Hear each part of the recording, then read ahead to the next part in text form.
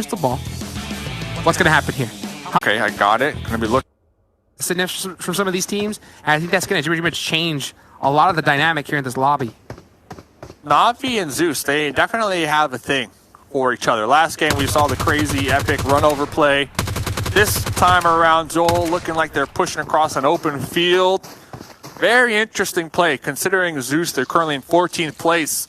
Like, they're not really safe in that top 16, in my opinion, Hot Jukes. Not at all. Not at all. Na'Vi started to creep up. I mean, they have 121 points. So only like 26 point gap, if I do some quick math in my head. So they got to definitely have to, you know, quickly make sure that they do not make any mistakes. And Matic almost caught Zol there with that G36C. And man, it's so crazy to see. Like, we're like, oh, this should be some simple shots. That's with the red dot. You know, from that kind of distance, and he pieced them off to half HP. So, definitely, I mean, man, these guys, they came to play today. They came to play, that's for sure.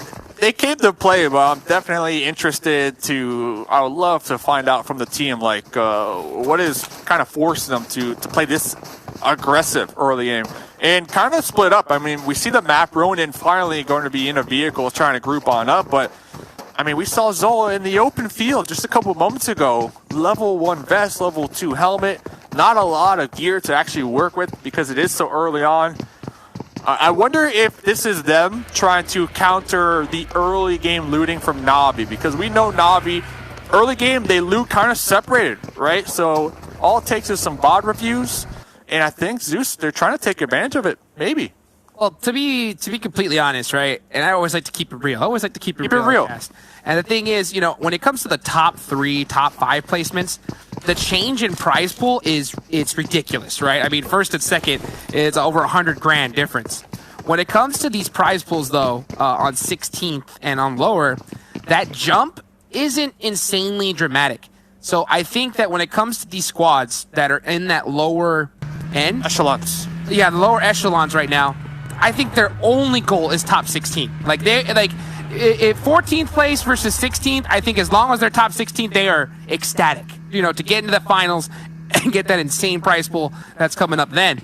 So because of that, I wouldn't be shocked to see Zeus play it a lot more slowly, because they just do not want to get taken out. So if they're just be able to put consistent points, they should be safe. So we may see a little bit of a slower play style from them.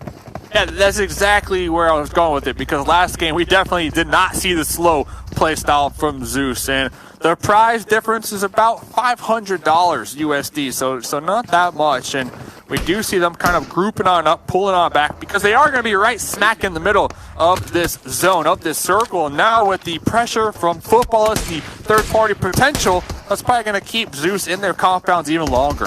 Yo, I see Wise clapping with that SLR right there. He got a nice headshot onto Na'Vi and then switched on to football this really quickly. RQ Ernie, though, is going to catch Old Boy out. So that's not the kind of start that Na'Vi wanted. And they are pinched between two teams pretty drastically right now. Are they going to send it? Oh, I was about to say. Okay, looks like they're going to park their vehicles. We got a little excited there. I got to calm down here, Dave. Got to calm down. Calm down, man. Calm down. Very smart, RRQ. We see them all parking their Zimas in the garages to ensure that those tires stay nice and healthy, nice and inflated. You don't want your enemies casually scouting out your compound and popping those tires, because that is the strategy. You want to eliminate the utility from your opponents, because we've seen in the past, especially Bigatron, they love doing it. 4 Angry Men, they love doing it. They show up to late game, 4 vehicles, and it just provides so many options for cover and that utility. Especially in Vikendi, I mean, there's just so much cover all towards that end. So to have those vehicles to set up that car wall or make those real quick sends, it's going to be huge. So definitely want to protect those at all times as we see these teams starting to develop their placements coming into the next circle, trying to predict where it's going to go. And I think this is what we're going to see in this, especially when there's a non-water zone in circle. We're going to see a lot of just kind of quiet play. And then, Dave, as we always see it, right, towards the end, I mean, it's just insane. I'm pretty sure I saw Maxman go to the back room where the game settings are, and they're trying to get it to finish on circle. On castle. So we'll see. We'll see if Maxman tweaked it. If that's the case, it's going to be pretty exciting, as we are going to be checking on in. DA on the edge with 4 a.m. Dude, Max might be toxic because if that thing goes castle, that's ridiculous. That would be tough for all these teams. That's for sure. Well, we see 4 Angry Men. They're feeling really good. They had a really good first game. Tons of points to their total score. Now they are sitting in second with 448. Bigatron in first. Wow. Oh, yeah, nice shots there. And that's going to be Class Digital Athletics getting beat up pretty bad. That's a surprise right there. I mean, that's a wake-up call. You got to be careful. They thought they were fighting 4 a.m., but there's actually 2 different teams over here. And Loops, they got 3 members up here near Port on the north, and then they have 1 member all the way down there in the south at Winery. Not sure if that was intentional, but it's that's what they're dealing with this game. Yeah, not to mention, it's kind of crazy because here on this northwest side, you got some monster squads all kind of having the same idea. You got Class Digital Athletics, which is in third, 4 Angry Men in second, and Loops in sixth, all pretty much outside of circle, creeping their way on in. And those kind of, when you see those teams like that with their gun skill, trying to send it in so close together, ooh, things can get dangerous. Lufa out here doing a little bit of that snake in action here in the snow, making a snow angel.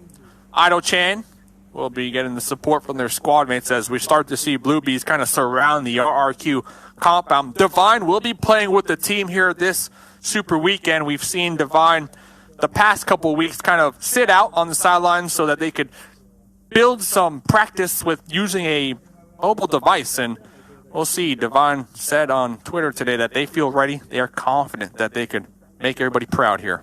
Honestly, Blue Bees has been one of those teams that have just been really impressed me over this past tournament so far. I mean, their aggressive play style, they're just so entertaining to watch. I mean, I think they definitely need to tweak some things when it comes to working on just being consistent. But, man, when it comes to fragging out, when they're on point, man, they're a scary squad to deal with. They have the nickname in the Japan League as the Bulldozers. So that's what I want to see. I want to see them come into these games and bulldoze and really pop off. And one of the reasons they have that nickname is because Idle-chan in their double barrel shotgun, their love for it. I'll tell you one thing though, man. I love for all you guys that are watching right now, definitely make sure you go on Twitter and follow some of these players because you get to see some of their perspectives that they post. And I actually got to see some of Lufa's POV in game, and dude, the guy's movement is just nutty. I mean, I don't think I've seen another player have his kind of play style. So insane to see. In the chat, you also see a nice finish onto Jimmy from Matic. So Nova XQF started to deal with this early game right now, and they're gonna lose a big member early on. Yeah, Jimmy, aka Jimbo, if you are Jason from the desk, trying to make some plays out here, trying to impress Jason. Was going to be scouting out here, caught off guard and taking it down and out, and that will alert Navi exactly who is in front of him, as we do see King up here, G36 in hand on the roof, trying to hold on one second, Dave, real quick. Was he trying to impress Jason by using his strategy early on? Yeah, exactly. Well, he died early, so I mean, if that's Jason's Kaplan's strategy in game, without a doubt. Jason's a strong in-game leader, though. That's what Jason always says. I die early so I can sit back and really hold your hand and guide you to victory. Not gonna lie, Jason, he got me one chicken before, one chicken dinner, and really, shout out to Jason. Yeah, Jason's got some good calls. I mean, the dude's got a big brain, Hot Juice. That's true. It definitely does. We'll see right now if that does end up working for Nova XQF, as this game is starting to get a little bit closer on. And for the most part, the thing I love about Vikendi is there's just a ridiculous amount of cover from all these different rocks, defilades all over the place. So usually early game, we'll see a lot of sitting and waiting. But this is where that planning phase is just so crucial. All the IGLs right now are just talking to their team, trying to predict where the circle's going to go. And if it does shift in that direction, you already want to have that entire game plan laid out so they can make those moves in. If you don't and you get caught off guard, man, you can get caught slipping so quickly. Well, the rumor is the zones, they like to favor the areas that has the least amount of players. That is one rumor. And my kind of theory is that it likes to favor main roads. We tend to see a lot of these games at least hover around or right on top of a road. And the next zone does seem to center on up. Oh, it looks like Loops. Remember, I mentioned they had a 3-1 split. Looks like they're going to be joining their squad mates here very shortly. I'm actually really happy that ended up paying off for them, because we know how important it is to have the full squad up in the late game. So huge, especially when it comes into Vikendi, or pretty much every single map, as a matter of fact. But towards Vikendi, man, I mean, the action is just so packed because of having so much cover. Teams can just sit very, very close to each other, and then towards the end game, we just see 16 teams up in like circle 5 and 6, and then just squads just getting wiped all over the place. We'll see how it's going to end up turning out, though, as we're 4 Angry Man just doing some scouting, trying to get some intel and get ready for the late game. Definitely a change of pace compared to game number 1. Game number 1, right out the gate, we had people running each other over, and it was pretty much non-stop action. But for Kendi, a little slower, a little more chill. It is cold out, so it's going to force our teams to kind of bundle around that fire, warm up, and like you said, just discuss amongst themselves where they think they should push. And right now, honestly, this part of the game, it's all about gathering information, scouting, making sure that your next move will not be punished. Yeah, well, I think when it comes to the last Super Weekend, if you're going to have any nerves, I can't without a doubt predict that it's going to be higher than ever when it comes to the last Super Weekend among anyone. So I can see how the first game, just everybody was just super excited, making crazy plays, but now they realize that, hey guys, we only got 14 games left and we got a lot of points to put up. Let's slow things down, make sure we play it, calculated, and are able to have a good final Super Weekend. So to me, there's 3 main storylines, I guess you can say, when it comes to the overall leaderboards. You got the race for first place, $300,000. And then you have the race in the mid-pack for overlapping each other and getting more money, right, at the end of the day. Because the mid-pack, they're pretty safe when it comes to qualifying for the finals at top 16. And then you got the race at the bottom to breach the top 16. So a lot of things going on here in the final Super Weekend. Yeah, that's for sure. I mean, I think definitely the big storylines are going to be that who's going to win first, who's going to win that 300K.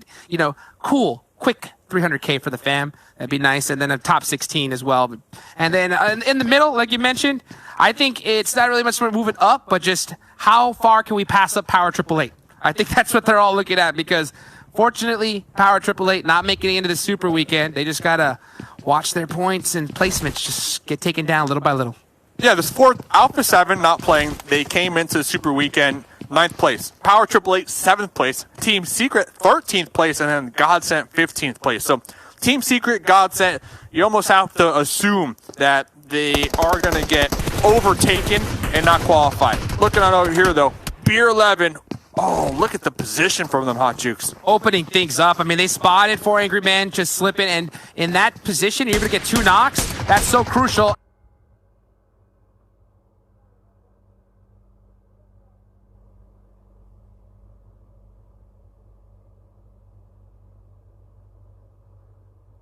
Ernie trying to be able to catch him on the rotation, but after that, they especially realize that they got to go ahead and get this push. They have a big man advantage, and you got G9 on that off angle. They are going to catch Sinhei as well, so he's going to get finished, and the rest of the squad is all grouped up in the same position. They can get taken out super early right now. 2 knocks immediately pushing. I really appreciate this from RRQ. Real heads-up play right there. And they are going to be pushing on a little more towards the center of the play zone. So even if they don't want to finish off what they started with 4 AM, they're going to set up to gatekeep them. Yeah, and one thing is, this is pretty much very typical of RRQ. These guys, when they get the taste of blood in their mouth, I mean, they bite down hard. And you can see G9 is going to get a great angle here. Oh, it gets, unfortunately, a little too close to that wall. So his peak is not going to be exactly where he wanted at. And this is going to be a pretty solid ejection on the side of 4 Angry Men. It is, but then it's not, because if they continue up there to the north, DA, the whole team's going to be up there, and I believe it looks like 4 Angry Men, they just seem to have lucked out, as they are going to be pulling back all the way to the edge and trying to scout out their next move. Yeah, just trying to reset it here. It's circle number 4. The good thing about the candy is, yeah, there's a lot of spots, too, that you can still take, so I like to see 4 Angry Men err on the side of caution and just play it super, super safe, and slowly try to creep their way back in with it as a duo. A1, Bigatron, who would have guessed? I mean, we talked to A1 last week, and they told us if they have the opportunity to take a fight with Bigatron, you bet they are going to do so. They just love getting involved very early on with the squad. And, popping back on over here to 4 Angry Men, the duo, they're still trying to just make their way onto the zone and not get shot in the process. Oh, it's tough, though. It's tough, though, because all these teams are very set up, and they have been just sitting for a while. They're just looking for any vehicle passing. Great, though, driving from Sook and understanding these vehicle pathing, because he's going to make it relatively safe into this next circle. Wow. For now, yeah, I mean, great position for 400 men, to be honest. And look at that Dacia. I mean, it's smoking. It just barely made it here. Next zone does going up, so 4 Angry Men, the duo. Solid spot right here. Yeah, solid spot, because you're going to be able to get into this town, and there's nobody here. That's super fortunate for them. I like the fact that they didn't decide to take a vehicle, because they realized that it's going to make too much noise, and they're starting to make some, as Gonzo is going to catch Sook out. Lutz does get knocked by Hasaki. Hasaki's running out the wide open. 1 HP and going to get caught by Potato. So 4 Angry Men. Wow. First team of this final Super Weekend to get a chicken dinner in first place. And then now in game number 2, out in first. I really like Abrupt Slayer's position. We see them up there on the cliffs. Leon was all the way on the tippy top of that mountain. They're going to have the opportunity to overlook a lot of these teams who now need to make their way on into the new circle out there from that west side. And I'm looking at DA, I'm looking at Navi, I'm looking at RRQ. A lot of these teams, Matic riding a Dacia, missing some tires out here. A lot of these teams are going to have a challenging push right here. Here we go. Things are starting to ramp up now, baby. As soon as we get to circle number 5, the action starts happening. And we could definitely see these squads having to do some crazy rotations. Bigatron driving right by Archer. Doesn't look like they were able to get that knock. I mean, those are shots from the car on the Zoom. And they're going to try to get those finishes back. Bigatron somehow just making it through all these squads. Unfazed, and they're driving right towards and in between Konita Power. Konita Power with the nice crossfire setup right here. But they're worried about EA1 right now, so they get caught out as well. Robdini is going to get a knock onto one of the members from A1. It's though gets naded though, and with that angle's taken away. Here comes Sinister with that AK. Red dot, Black White holding that broken wall. He's down to 1 HP, has to heal back up. Dante trying to find another position. Risky jumping into that window, but able to do it so far. As you see Black White with that Uzi trying to hold it down, that broken wall. Robdini, he's up on top of that roof just trying to give that intel to his teammates. Robdini saw their life flash before their eyes right there. Acer is going to be across the way trying to provide that anchor cover position crossfire, I guess, or cover fire, that is, for Black White. As now we do see those smokes coming out. Black White wants to retreat. Black White does not want to take this fight, but I believe Black White is going to be forced to take it. Yeah, and you can just see right now he's trying to run back. Axer's holding that off angle for him. Needs to provide some support fire. Maybe he's going to try to pick him up with that Dacia. That'd be a crazy play right there. As we start to see teams, I mean, just get punished right now. Airwolf Limax stuck on the edge of the circle, getting gate kept like heck from BTR, as it's only Luxy left alive for Bigatron. Yeah, Bigatron really getting picked apart on their rotation. They had 4 vehicles, but just nowhere to go. They could not catch a break with these zones. So Luxy trying to get some kill points on the board. I'm surprised to see Bigatron make that kind. Usually they just kind of run in and use gun skill rather than, you know, doing some kind of crazy drive send. And they definitely felt the pain of it, that's for sure. But we'll see if Luxy's going to be able to put some more points, as he's back in the Dossier. Going to have to drive even further into this circle. They definitely, we can see the live league rankings, they definitely have some points to work with, especially with 4 Angry Men and DA getting taken out very early on. But back to the position, Leon on top of the mountain, going to be overlooking Footballless. Without Footballless versus Secret Jin, really close by. Lavas is going to throw a smoke out to try and support his teammate. That's a nade though. He saw it, and it's going to bounce a little bit further back. That's going to flush his teammate. So now he's stuck with that Uzi. Going to have to make some plays for himself. And man, is the action definitely starting to ramp up here, as Cosmos is having to focus on to Nova XQF and possibly get a big gatekeep going on them. Secret Jin, they can kind of use Leon up there as kind of that bodyguard. Leon probably going to be taking the first shots on the Nova. And Secret Jin could try to third party this one and steal the knocks from him. Yeah, Nova's in a tough spot. They're throwing some smokes right now, just trying to get across this way, but man, is it going to be tough, because Paraboy's down. They only have King left. I mean, how is it every time you see XQF, there's one up alive, it's going to be King, but he's going to be taken out right there. I mean, that's a tough position for them. They're going to go out in 13th, as now Secret Jin, now that their back is cleared, going to start focusing inside the zone and having to deal with Lavas in between that position. But Abrupt Slayer's also on that rock. Oh yeah, there goes Bigatron out in 12th as well. These zones have not been the friendliest, that's for sure. Loops, they're going to be up there to the north. All 4 members in a compound looking really good. And Na'Vi not too far from them. Abrupt Slayers, though, still, I'm really interested to see what Leon can do from up here. He's in a big position right now. He's going to be able to get a lot of oversight for his team, so the communication's got to be on point because there's so many squads surrounding him. X zone, dude. Yeah, oh my goodness. Look at that shift onto Loops. They are sitting pretty. And look at all these teams on the south side that are going to have to push in through each other. You saw Leon right there from the top. Look on over to that compound like, boys, we need to move, and we need to move now. At the same time, I don't know if you can. I think that right now, kill points so huge. You could definitely pick up a ton from your position because trying to move first, you're going to get taken out instantly by all these squads waiting. And we'll see how they have to play it out. Oh, Lava's in. Is going to get spotted. Naded as well. Bust out the Uzi. Not going to be enough. So there goes Football. It's down and out. 9 teams remaining. Secret Jit trying to make a play. Leon, that off angle, gone now. As RRQ is going to take him out. But Abrupt Slayers are still up. They're going to get some good gatekeeping. They want to revenge their teammate. And you can see D2E up. They're going to get the knock on an Ernie as well. D2E, though, he ain't done yet. He's got that Uzi up close and personal. Trying to pre-fire through the smokes. Catches one more. Can he get the full squad wipe? And he's going to do it. D2E taking out Abrupt Slayers all by himself. Oh, more action over here. Ronin with the crossfire. Dante with the M4 versus the Tommy gun. And it comes down to who can pre-fire the most and get the luckiest when taking these shots on in the smokes. I mean, just amazing right there. RRQ still going to be alive with 8 kills. Man, that's all. I mean, I don't know. That's all skill, baby. I mean, that is tough to do. Yeah. I mean, man, he's able to get it done. That is so clean. Trying to be able to get his team up as well so he can start creeping into this circle because they're in a tough spot. That's for sure. They definitely got some good kills, though, so that's going to help out their score. Loops, they are sitting pretty right now. I mean, for them, it's how many kills can they get, how many more points can they add to their total. So both Loops and Na'Vi, they're going to be feeling really good up here to the north. Na'Vi, they know there's a team in the compounds and vice versa, but both teams will be working together to just rack up as many points as possible right now. And here goes Carrillo trying to catch. Yeah, he is going to finish off Secret J. Oh, play zone. Is Papa Blue's going to take him out. So that's going to be a point stolen away from Loops. Big thing, though, Dave.